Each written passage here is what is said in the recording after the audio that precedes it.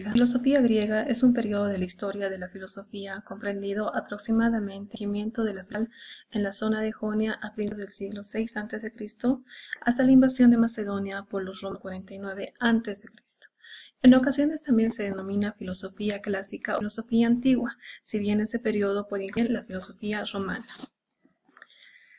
La filosofía griega se encuentra entre socrática que va de Tales de Mileto hasta Sócrates y los sofistas. La filosofía con Platón y Aristóteles y el periodo helénico menor, y a partir de las primeras reflexiones de los presocráticos centradas en la naturaleza, teniendo pensamiento racional o logos. El objetivo de los filósofos presocráticos era encontrar el arché de todas las cosas, origen, sustrato y causa de la realidad o cosmos. La búsqueda de la sustancia permanente frente al cambio, la apariencia de lo universal frente a lo particular, se sentaría las bases de las explicaciones filosóficas. Los filósofos de este periodo humanistas, en tanto que buscan un único principio o materialidad. El primer filósofo, Aristóteles, el agua era la materia prima para el descubrimiento de fósiles de animales marinos adentro, y que el agua es fundamental para la nutrición y el crecimiento de cualquier ser vivo. Para Anaximandro, por su parte, consideró que era lo ilimitado el apeirón, a partir de los opuestos de la naturaleza, en primer lugar, frío y lo caliente.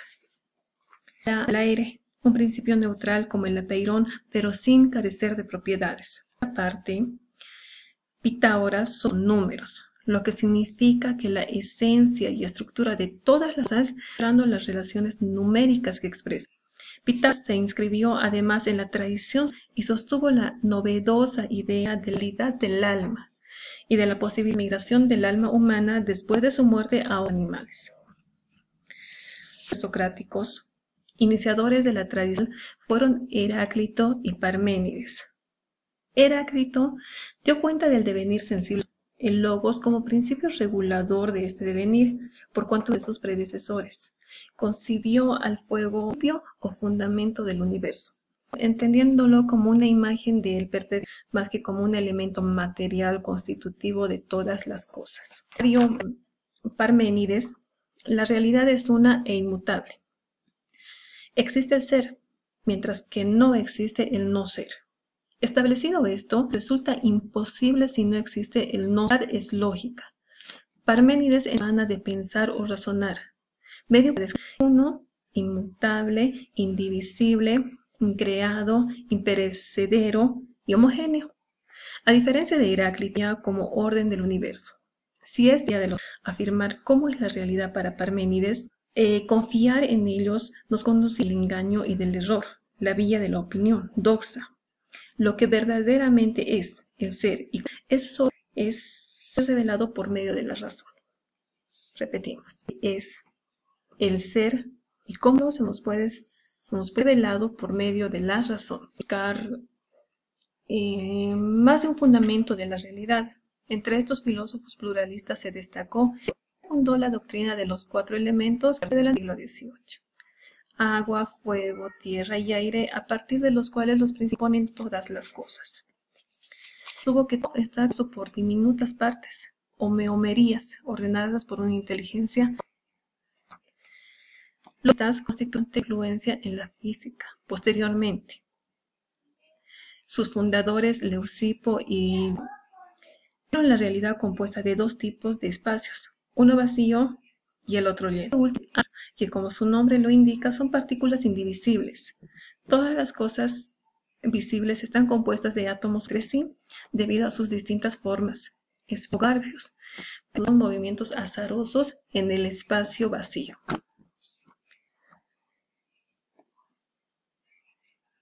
La filosofía griega clásica, en la escuela sofista primero y Sócrates después, centraron sus reflexiones en la ética y la política, así como en la naturaleza del lenguaje, las normas de la sociedad. Su interés se separa de la cosmología para centrarse en sus asuntos humanos, en los asuntos meramente humanos. La aparición de grandes pensadores sistemáticos como Platón y Aristóteles supondrá la consagración de las primeras grandes concepciones filosóficas, que incluirán una cosmología hasta la política, pasando por la antropología y la ética. Sin embargo, entre todos estos temas destaca el tratado teoría del ser o del ente en cuanto ente, así como los primeros textos que reflexionan sobre el método que ha de seguirse en filosofía.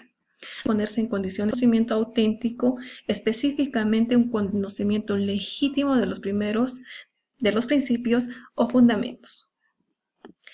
Existe una discusión considerable acerca de por qué la cultura ateniense promovió la filosofía. Pero una teoría popular indica que ocurrió porque Atenas poseía una democracia directa. Filosofía helenística. La filosofía helenística es el periodo de la filosofía griega muerta en 323 a.C. hasta la invasión de Macedonia en 148 a.C. Las ciudades griegas pierden su independencia y Atenas su hegemonía comercial, política y en menor medida la cultural. En las ciudades-estados suceden las monarquías helenísticas y hay una situación continua de inestabilidad política, diferencias entre clases sociales.